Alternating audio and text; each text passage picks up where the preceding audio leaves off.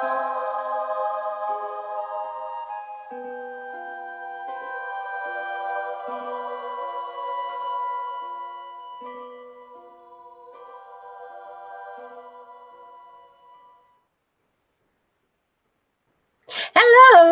Hello. Good evening, sweetie. How are you? I'm doing good. Yeah. Good. It's been an unusual week. Uh, Yeah. Around the edges, strange weather happening here, and Coming back again, making a it's making return tomorrow. another tornado type season showing up. Hi, Deborah. She is back for to Hello. see us. Good to see you. I was laughing before you came into to chat with me at the beginning of the show. My sister sent me some pictures. They had quite a bit of snow in their area, and she's got this little dog, and she put a sweater and booties on him, and he's looking at her like, why the hell do I have these boots on? He's tolerating the sweater, but the boots have got to go. And I was kind of reading her email. I got to get into it deeper and go back and reread. Just reading that stuff, it was hysterical. So Deborah, I appreciate you sharing the story with me. That was awesome. And Randy Absolutely. Hi, Randy. Always good to see you, sweetie. Vonda, Lavonda. Hi, sweetie. It's been a long time. Yay. Welcome, thanks for welcome, joining us. everyone. Welcome. Yeah. It also helps to see that we have some people here from YouTube and some people from Facebook. So now I know they're both working. Yeah. I don't have to try to figure that out on my own. Yay. Very cool. Thank you for jumping in, folks. So, welcome to any newcomers that are showing up here tonight. And we are grateful you are here. And we are also grateful for our regulars coming back as always. And we expect to have a lot of fun. What is our tagline is just has become discussing weird things in a rational way. Yes. Something like that, but definitely always with a sense of humor. As you can see, I'm Margot. This is Iris. And yep, if you're new to our show, you can learn about our backgrounds and where we came from and what our credentials are and all that good stuff in the very first episode we call the prequel. Yeah. So feel free to check us out there.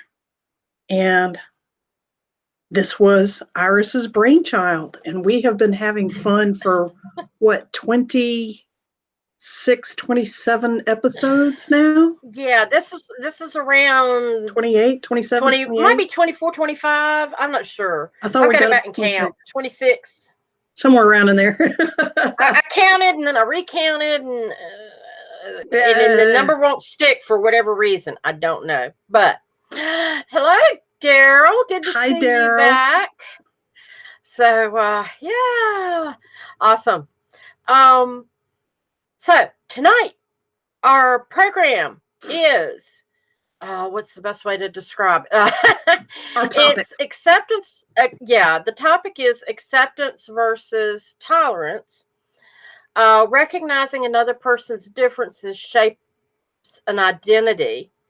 How you recognize and react to them. Will you tolerate, accept, or disengage with them? And so, yeah, I got some points that we're going to discuss, but anybody who has questions or wants to add comments, we welcome those as well. And yes, we will pop them up on the screen and read them out so that yeah. Everybody, Margot's doing the visual and I'm trying to find the words. It's like, I want to do the visual, you do the word. We'll get there. Teamwork, baby. Yeah. We'll get there. It's not been behooving me lately. So if I go off on a weird, like, what is she saying? Is she speaking Aramaic or something? Probably. I don't know. She's channeling in Aramaic. We'll go into interpretation mode. Oh God. So one of the things, first of all, yeah, and it's like it's this big topic, and where do you want to start? And I guess we'll start with the basics. Yeah, start So with what are they? Yeah, tell us what they are. The and two topics.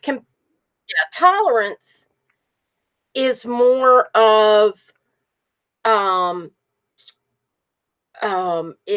something's there and you recognize it and you're putting up with it.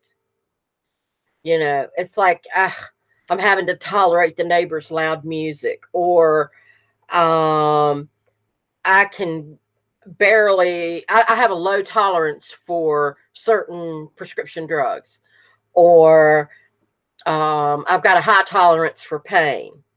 And when you think of it in those terms, you're putting up with something on a certain level, Right. either a little or a lot. And it's not necessarily an acceptance, because it's like, well, if I've got to, I've got to, and it is what it is. Mm-hmm.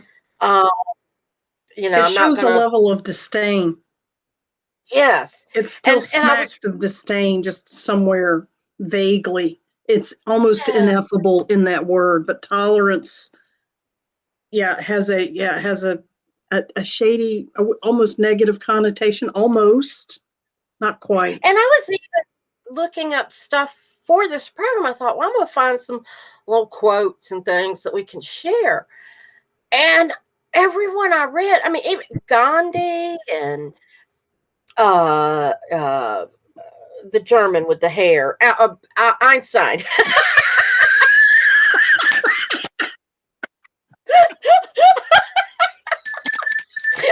Thank you.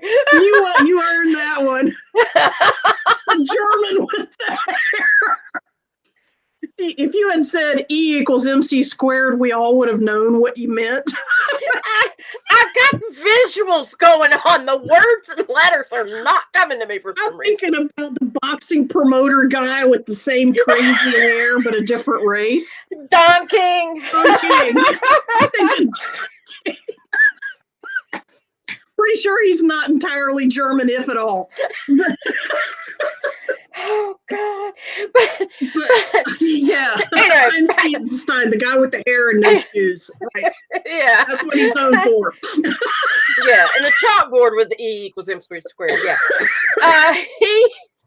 these people, they have quotes about tolerance. Yeah. But when I was looking at them, I couldn't even bring myself to save them and share them, because I was like, really? I don't Can you think. throw one at us, just to give us just one, to give us some context? Yeah, let's And see. I can prattle a little bit while you're typing. Yeah, no. Albert Okay, Einstein. here's one from the. Are you looking up Albert Einstein? Here's one from the Dalai Lama. Okay, Dalai Lama. In the practice of tolerance, one's enemy is the best teacher. That sounds like a translation error to me. You know what I'm saying? Yeah, and then the although he does speak English. The German guy with the hair. we'll keep it that way. In fact, I'll do this, and that'll make it better. Come on. Let's just call him the Star Paperclip.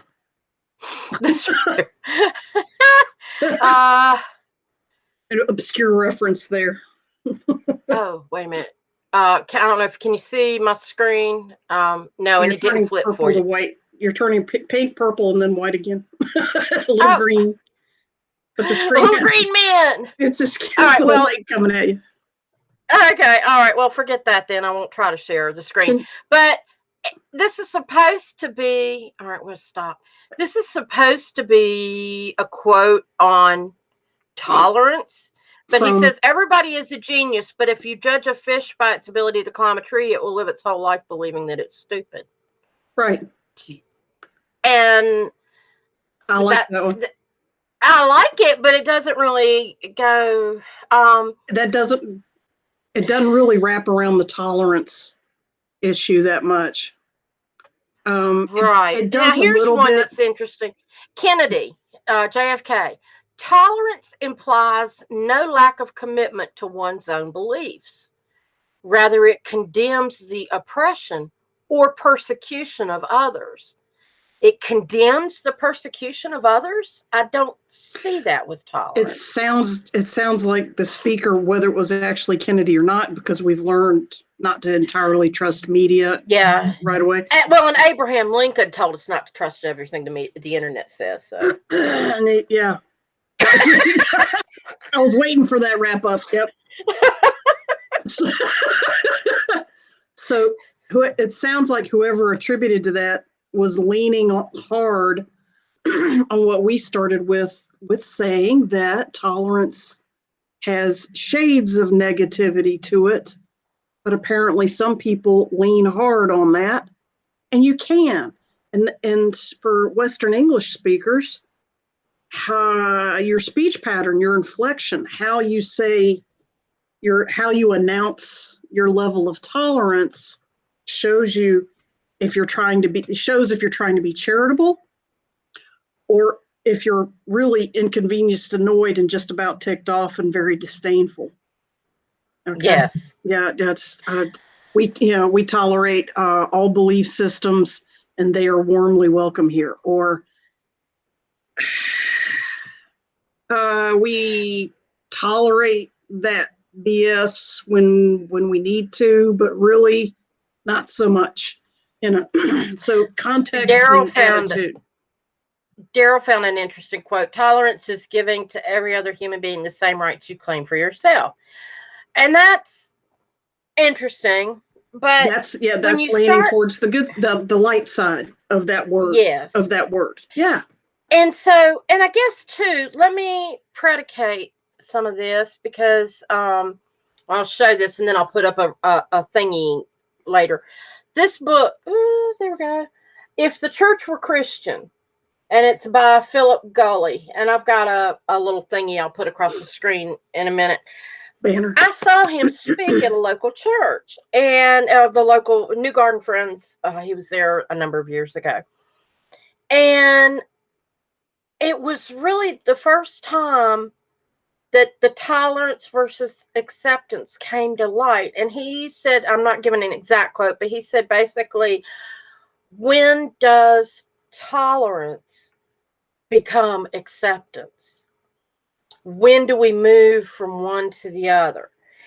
And I had always thought, well, you have tolerance for other people. I tossed around the word myself. And when I really started thinking about what it meant and comparing it to the word acceptance, I realized tolerance is merely putting up with something. Minimum allowance. Yes, acceptance is more of opening up, and it doesn't mean you have to agree. It doesn't mean you have to believe the same as somebody else has, but it's accepting and opening up who that person is or what that goal is, or whether it's a person, place, or thing.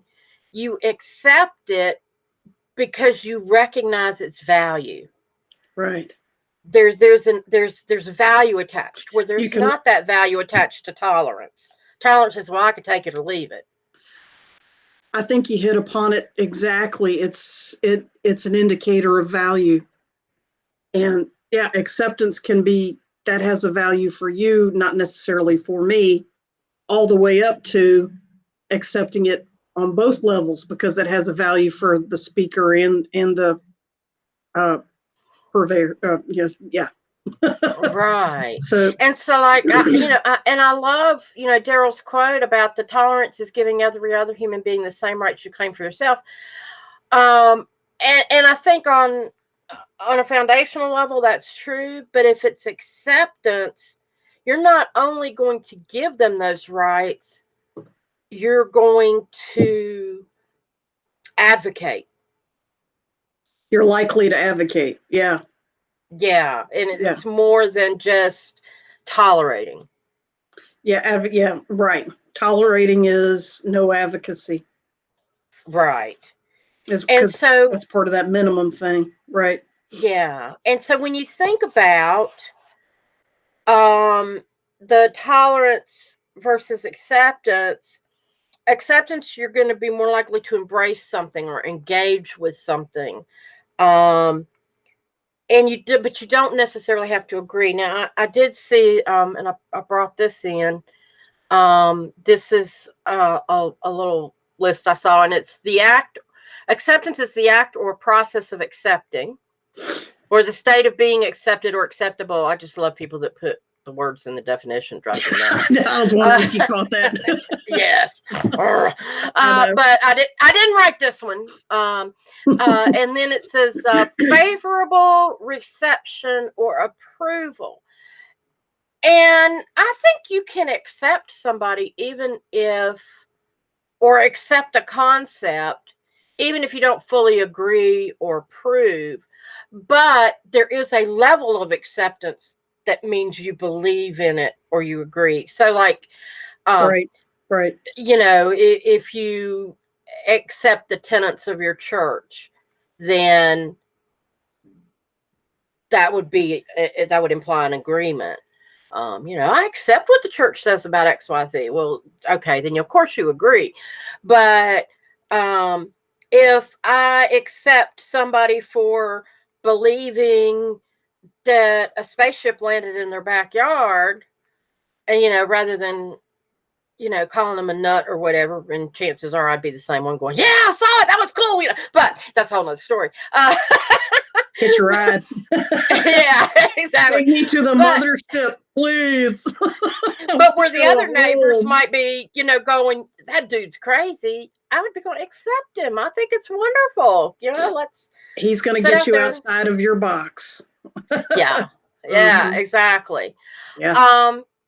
The other thing in talking about acceptance versus tolerance, I often in classes, especially when I was teaching English grammar and things like that, we would talk about prejudice because I would bring it to light in my classes because the community college that I taught at was a very small rural community college. And I would have students coming in from the different high schools in my classes. And I thought, if I can introduce different topics to them while still teaching them the required writing and reading skills that they need. Yeah. I was constantly feeding them, and they loved it. You got to have subject matter to write about. Yeah. Right. And, and it's like, okay, we're not going to stick with Romeo and Juliet here and that sort of, we're going to find some really exciting stuff. And I also wanted to bring things that were relevant. So we would talk about prejudice, and I had Black and white and Hispanic and all these different people in my class, and we would be talking about prejudice, and it was awesome because it was like safe everybody space. It was safe space. Yes, exactly. Level playing field and safe space. Yeah. And I pointed this out to them where I said, that prejudice, since we're talking about words and breaking down the prefixes and suffixes, is prejudging. And it always surprised them. They had never really thought about, everybody says the word prejudice, but, the Latin, and I'm probably going to screw it up, prejudicium means okay, is judgment in advance. It's pre-judgment. And when you look at that word that way, there's lots of words that we just kind of slide off our tongue and don't really think about what do they really mean. And when you think about prejudice and you realize it's pre-judgment, you're judging before you have adequate knowledge. It's a learning curve in order to be accepting and tolerant.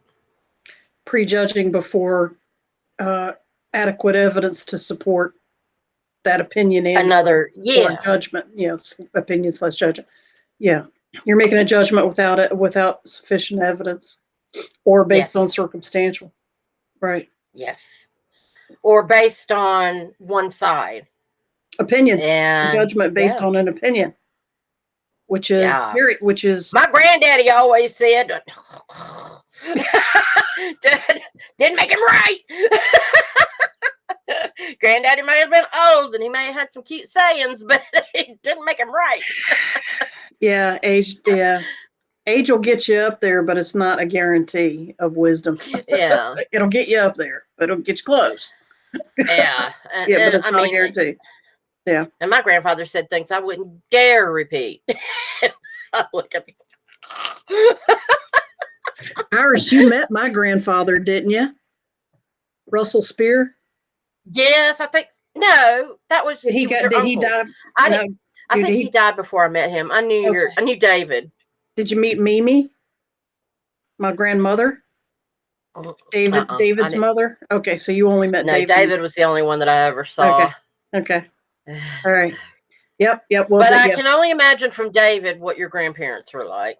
Yeah. David was my grandparents on steroids. they were Okay. along. They were along the same lines, but my uncle hyped it up to the 1960s level of intensity. All right. But my grandparents were non-traditional thinkers. They were very anti-prejudice, anti-racism, Oh, that's cool. classicism, elitism. They were hardcore against all of that. And if you look at the context of where they came from one came from Ohio and one came from Massachusetts. So they were damn Yankees coming down to this little tiny river town called Madison during the Depression. So they Whoa. were, yes, so they were very keenly aware of prejudice and racism and classism and elitism and cliques and so on like that. And they were agnostic people as well. So deep South, bunch of Baptists, small town, and these two Yankees come and buy the newspaper and think they're going to tell us what to do. What the Yeah. hell? So yeah, quickly these couple of 20-year-olds back in the day quickly, got the lay of the land about you're on the other side now. Yeah. Yeah. Yeah. Yeah. Yeah. So but that, yeah, so David And took it to the next level. David Spear hung out with Martin Luther King, and I didn't know that. That's yep, cool. his one of his biographies, he did a biography of his parents that I'll share with you sometime, or I'll go hold it up to the camera or whatever. But it's in the other room. But yeah, Mm-hmm. he was newspaper business. He was at civil rights marches interviewing people all the time. So Interesting. my grandmother, And Mimi, mhm. she was there during Tiananmen Square in China when the tanks were rolling.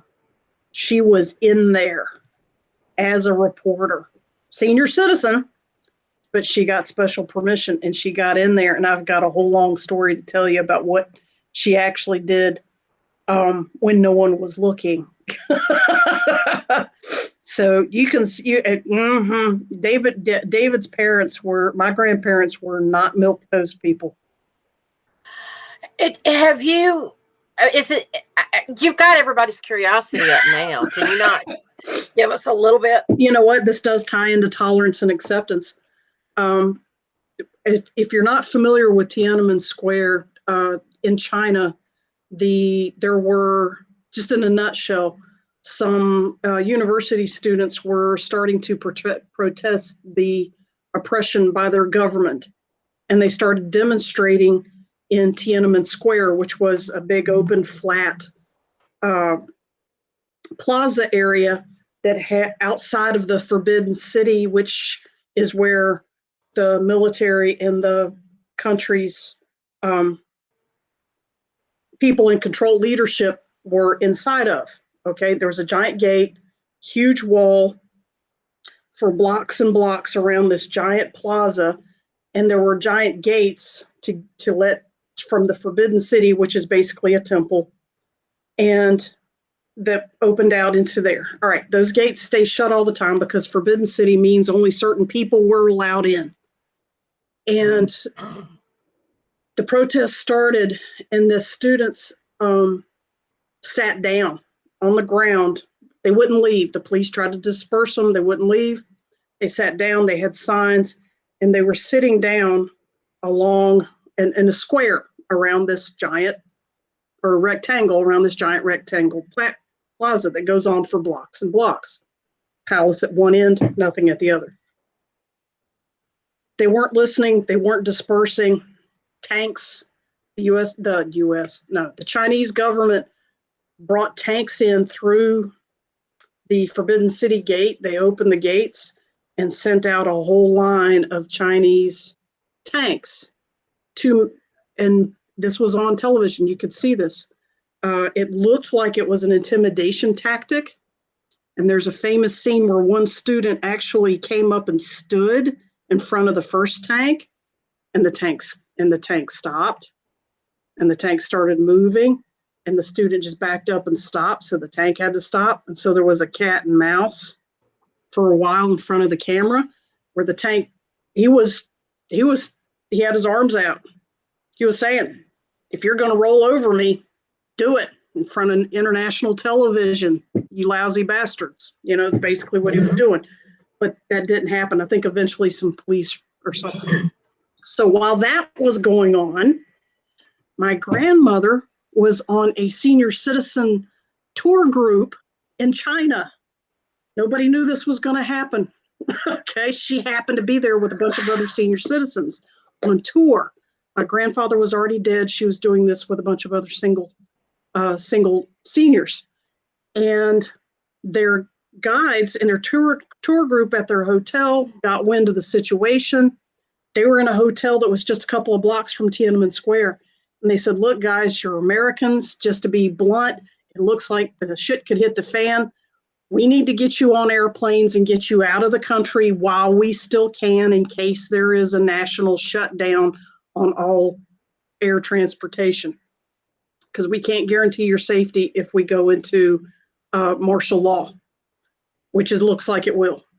And so there was like 10 people in the group, and my grandmother was a lifetime journalist. She wanted to see what was going on.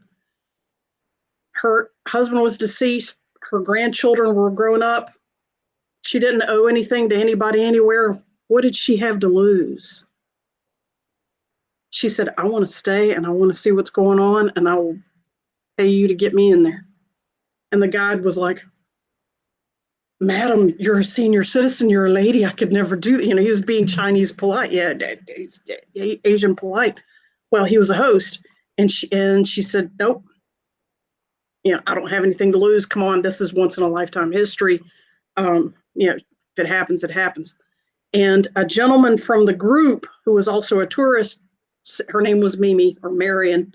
He said, "Mimi, I'm going to stay with you. I'll go with you if you want me to, if you'll allow me to." So she said, "Yeah, that would be nice." And so the tour guide got the two of them into Tiananmen Square quietly. They, while you still could, some of the side doors. And while all eyes skipped forward, while all eyes were watching the tanks slowly come in to make their military show, my grandmother was walking. Remember, everybody else was sitting along the side by side. They had signs up in Chinese, saying what they wanted, the political protests that they were doing. And she said you could cut the tension with a knife. Everybody knew that this was a pivotal moment, a pivotal day in Chinese history. They knew that they were changing the face and that it could all go to hell in a handbag really quick, or be magnificently glorious, or suddenly silenced like nothing ever happened. They knew it could go one of three ways. Everybody knew that. So what she did was she took advantage of two things. Little tiny old lady, she was about 4'11". Little tiny innocuous little old harmless lady, obviously American.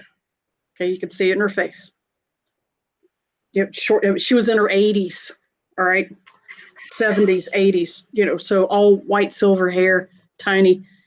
And she walked slowly in front of all the students. They were sitting down, And she walked very, very slowly in front of them. I got to stay. She had her hand, let's see if I can get it, like that, but down by her side. All right. Remember, she was short, so her hand down by her side is maybe about 1.5 feet off the ground. And, and she said, and she talked really quietly as she walked, and she said, I'm an American journalist. I am an American journalist. I am an American journalist. And she kept saying it, and she said it slowly so that they could understand. Remember, these are university students. Most of them could understand English at some level. They figured out what she was doing. It was obvious she was being subtle with her hand, and they leaned in on each other and sent the word down the line really fast.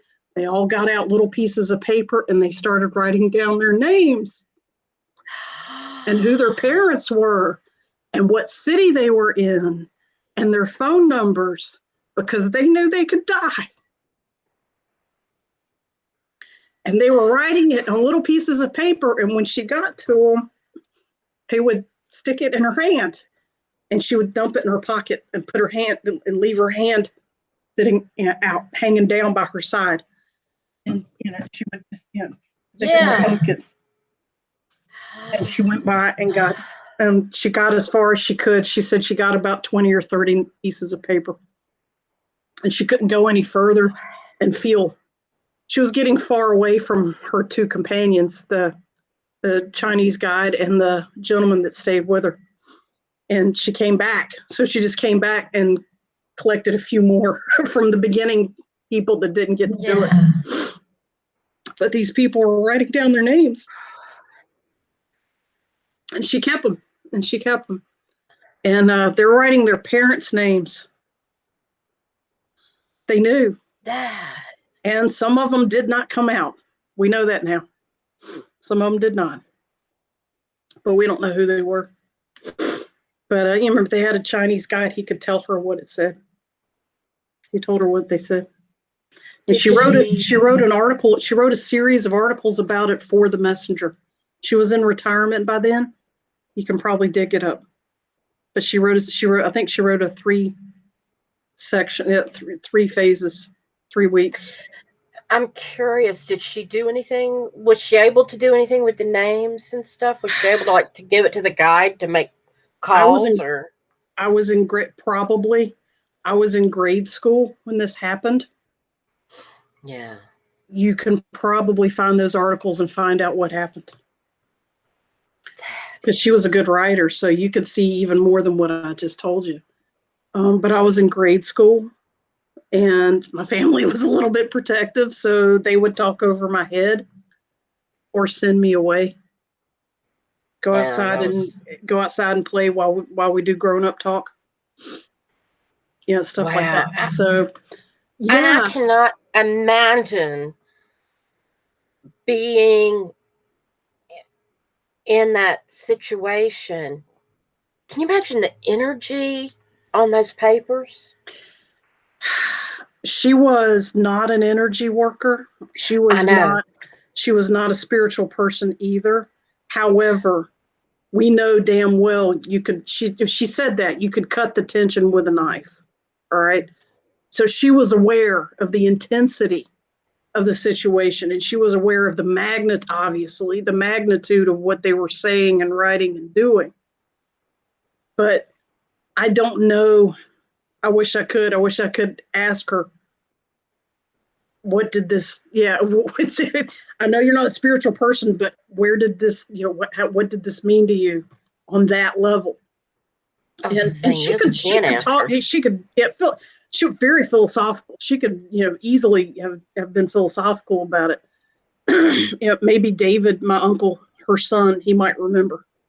Well, just in my mind, I can, of course, you know me and my experiences with remote viewing, and it's like, bam, I'm there, and I'm just like, but you know what? Remote viewing feels different from physically being there. Yeah. It's still a different experience. And it's not necessarily more or less intense. It's just different. And I get a lot of I just the connection of the energy from the people that wrote it and what they were feeling at the time and what they transferred to that paper and Knowing being in her her hands.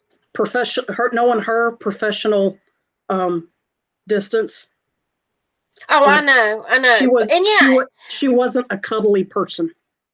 but can Okay, you she was imagine if very you could get hold businesslike. of those papers right now? I Yeah, bet. yeah, I know. My mother is her daughter, and I've asked, "Do you know where those papers went?" And my mother's like, "No, I'm pretty sure my brother's got them, or they might be in a vault somewhere, or whatever." She didn't know, but my mother's a senior citizen too, very advanced in age. So, yeah, I would love to. Yeah, I would love to get a hold of those remnants. Those would be historical documents that should be in a Chinese museum somewhere, in my opinion, even if it's a Chinese embassy in California. You know, in my opinion, that should be, documented history. But I don't know. I have no idea who has them. I just know how they came to be. yeah, Yeah, I just know yeah. that story. So, Ah, so that thank you. you're welcome. That's somebody not using prejudice and fear at all to go be a witness to the progress of justice versus injustice versus, obviously, classicism, prejudice inside of a closed society at the time. This was in the late 70s, early 80s. I think right around 1980, give or take. I don't have the exact year. If any Yeah. of our viewers know, can look that up, what year Tiananmen Square happened. Daryl says, what a true lady of courage and commitment to mankind. You're blessed to know her. Yes. Oh, Wow. yes. Oh, yes. As businesslike Oh, as she was, obviously she was a humanitarian too. Yeah. yeah, I looked up some. I was gonna try to share a picture or something, but all I can find is the famous tank picture where the guy Go was ahead in and the pull that. road. Yeah, go ahead and throw that up, because that might click a few memory bells, Um, let me see. Wait a minute. because all eyes were on The him. column of tanks leaving the square on June 5th, 1989, the So it day was after. 89. Okay. Yeah. Yeah, I didn't realize it was that late. I thought it was back in the 70s. It was in the Let 80s. me just. Yeah. Yeah. Here's So just I let was me. I was in college. I wasn't in school. I was in college. Okay. Wow. Wow. And I'm, yeah, just to give 1989, people. Lavanda. Yep. Yep. And so Iris is looking for a photograph from back in the day to see if we can see anything else about it. But I think this also brings us, yeah, they would roll a few feet and he would stand there and back up. This gives you an idea how big the square was too. There's actually street lanes inside of it. That's how big that square was, but you can see tree shadows at the top left. So Yeah. gives you an idea. But you know what, Iris, this ties into what you tied into during our pre-show discussion about what is fear versus grace. Yes. Yeah, fearful situation. The yeah, there's in this book, which sort of sparked the whole thing for me. Um, he talks about there's a he talks about, first of all, how knowledge can increase somebody's acceptance. And he tells a story about knowing some people in another church, because, like I said, he was uh, a minister, pastor, whatever, at a friend's church, friend's meeting. And he said this other church, they were trying to decide whether or not to accept gay marriage and, to perform the ceremonies in their church. And the lead pastor there, she said, I know if we make one decision, people are going to Mm-hmm. leave the church, and if we make the other decision, people are going to leave. We're going to lose people no matter what. And it took them 2 years to make their final decision. And he Well, said, because of that, he found it interesting to watch the progress of their decision making and how they went through different levels of discussion, and ultimately they approved to have the gay marriages. But he said fear and seriousness are almost always the enemies of grace. Fear seizes control and demands compliance. Grace shares power and trusts others to make their own moral decisions. Fear is somber, stern, and uninspiring. Grace is cheerful, joyful, and creative. Fear provides no room for error and is always in a hurry to have its way. Grace is expansive and gives us the time and space to learn and grow. And so when you think about prejudice and making quick decisions, and he said in their case, they took 2 years and ended up making the decision in favor of gay marriage and didn't lose anybody in the process because they thought people would quit the church. But that allowed grace to come in because the fear went away. And that's what a lot of, you know, in anytime you've got prejudice, Yeah. there's a lack of knowledge and there's a fear of something. Right. You know, Unequivocally. Yes, yeah. absolutely. And so when you can take that away, and he also, this was another, um, he says, so often decisions made in haste don't allow proper time for our better angels to lend their voices. Bias and ignorance are always the first to raise their hands.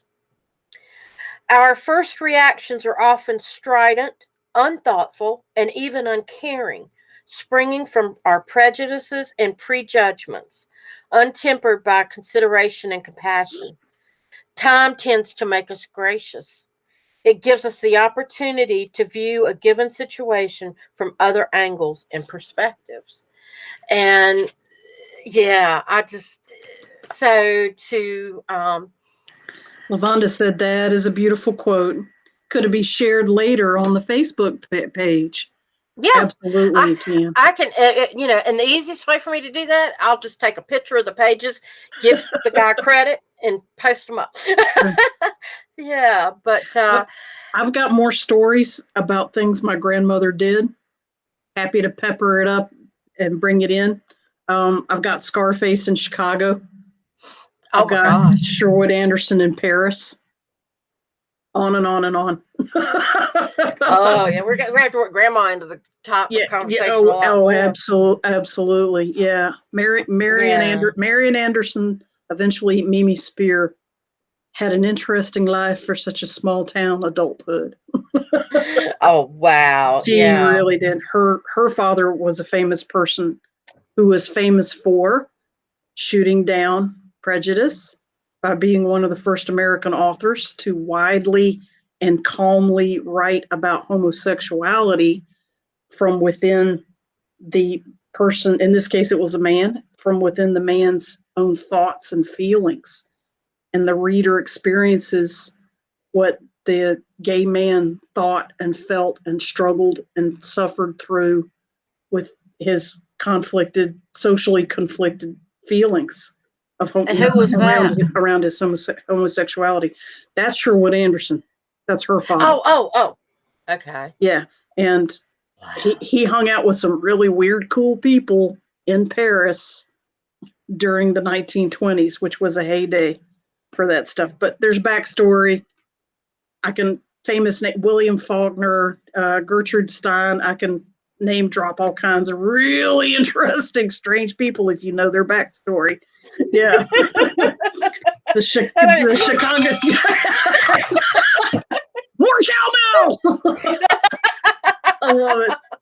But she went to school at the University of Chicago uh, during Al Capone days, and she has a Oh my story. God. And she had a story, and I'll tell you about that one. I'll save it for later. That one, Yeah. that one I tell around the campfires when we've all been drinking a little bit too much, and everybody's like, "Okay, who's got a story or a ghost story?" And I'm like, "I got one for you," and it's real. So I'll be glad to share that with you guys. Yeah, that'd be And then awesome. someday I'll tell you about this crazy crap that I've done. But let's start from the beginning. Bring it all back around. Yes. Tolerance And I and think too, acceptance. How does that tie tolerance. into what's going on now? Yeah. Well, and one of the things is, again, we see people struggling and just butting heads Yeah. and And getting, worried. Yeah. yeah, and it's like, And they fight. what are you really afraid of? What are you really prejudging that you can't accept? I mean, people are so quick to, oh, you're Democrat, I'm going to quit following you. Oh, you're Republican, I'm going to quit being your friend. And it's Or they like, get into name calling and belittling each other yeah, right online and say stuff that they would never say face to face. Yeah, and it's like, stop Wow. that. You just smack their little hands for It's like, typing what really? they say. I know you're not that rude in person. What? Who are you, and what'd you do with so and so? Yeah, exactly. It's like, what kind of body snatcher are you? Did some 15-year-old take over your keyboard? And I know 15-year-olds have more sense than that. Yeah. But I think a lot of times fear and intolerance are a little on the high side. And what is wrong with allowing somebody to be who they are? Why? Okay, here's what it boils down to. When somebody is not self-accepting and they are self-critical, bingo, they're going to see what they don't like about themselves in other people because it's being presented to them. We've talked about mirroring in this program before, and it's being presented to them for them, look at this and take notice so that you can deal with it in yourself. In someone else first. And they're so judgmental about it, not recognizing that it's in themselves, that they can't accept somebody else doing it either. Right. Yeah. Right. And then, then you add a different skin tone to it, or a different culture to it, or a different sex to it, male versus female versus trans versus whatever. Cultural Then people differences, go nuts. Right. Yeah, people go bonkers. I mean, it's just like, that's the word I thought of too, bonkers. I was like, please stop. And I think I was telling you the other day, one of the things that I've learned during this year of being sequestered and all that, and getting more into my woo-woo stuff, for lack of a better word. That's good. Is how the energy that we have. I mean, okay, what is so cool is there's a thing called the Schumann resonance.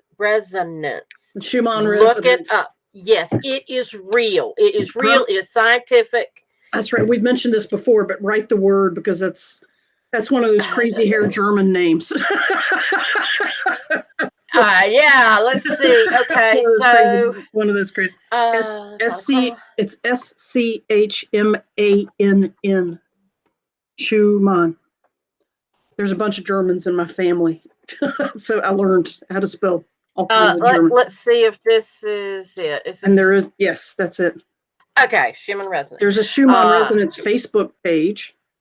Yes, and there's also, but if you just look it up, there is a science page where it explains it, and it shows you a photograph of the resonance daily. I mean, you can look and see what of the whole and what does globe, it mean?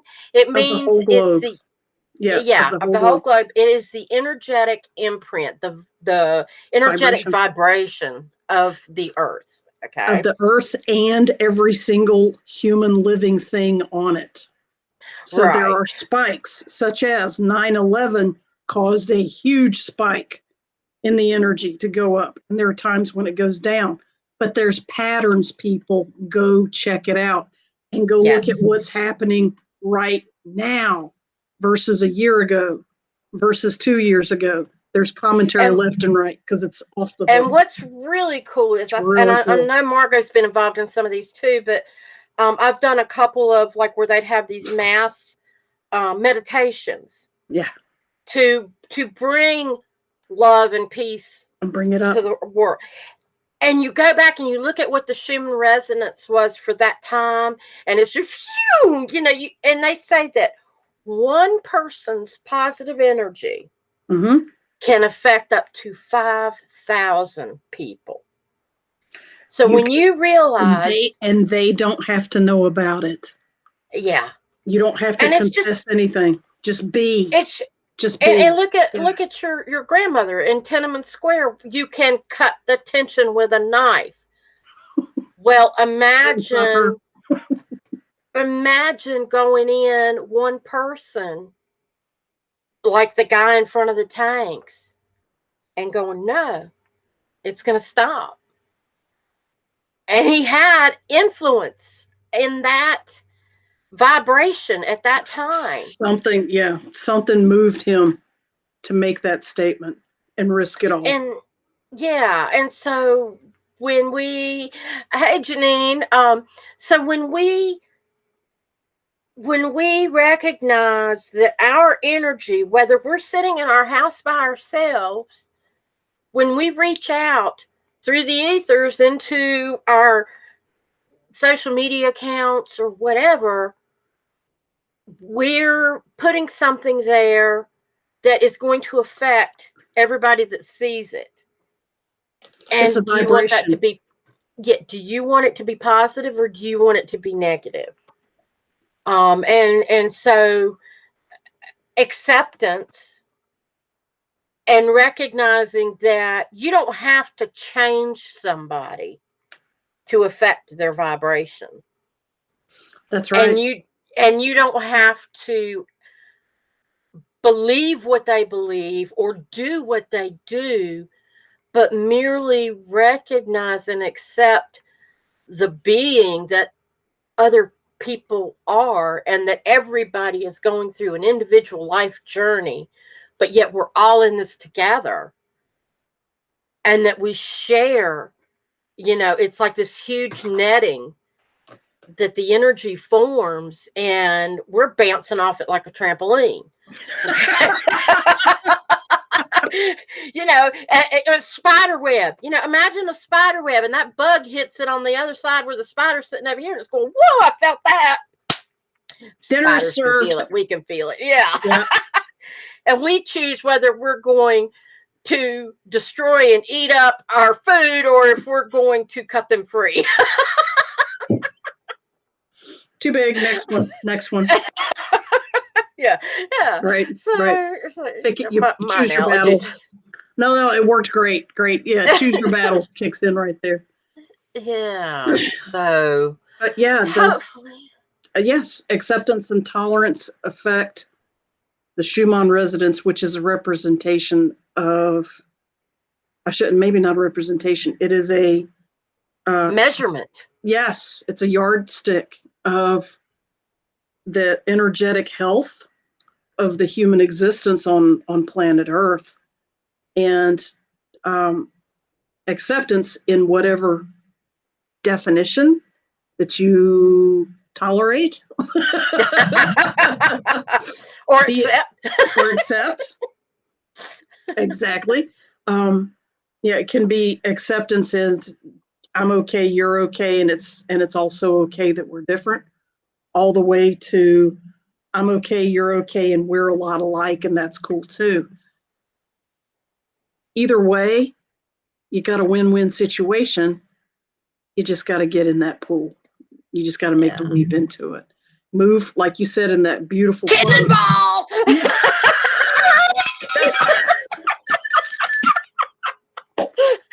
I would rather cannonball it and just rip the Band-Aid, boom, jump in and learn. Absolutely, face it head on. I am a Chinese water sheep like you wouldn't believe. And Zodiac, I'm in there. Scary I was like, things. I might look up that critter. That's a weird one. Yeah, little hooves. Doesn't get a lot of traction in the water with the cloven hooves. You know, it's like that's true. Spread out his little toes. Yeah. But definitely not knock it in head on, and move, like you said, move from that quote that you brought in. Move from tolerance to acceptance as best as you can. And the other side of what we talked about, with grace and not fear. Yeah. yes. Yeah. That's beautiful. Thank you. Honey, you started it. I just wrapped it up. Thank you. Thank you. Yeah. And to plug our next show. This next one's going to be fun. I mean, well, I enjoyed this one. Don't get me wrong, but we're going out there and we're doing a flip. We're going for a deep dive, y'all. I'll have it nicer on our little flyer, but it's sacred fucking swearing. Yeah. Oh yeah. This stemmed from a conversation that Margot and I had, and it's like frequently are 4-letter words part of your vernacular? Do you have a swear jar?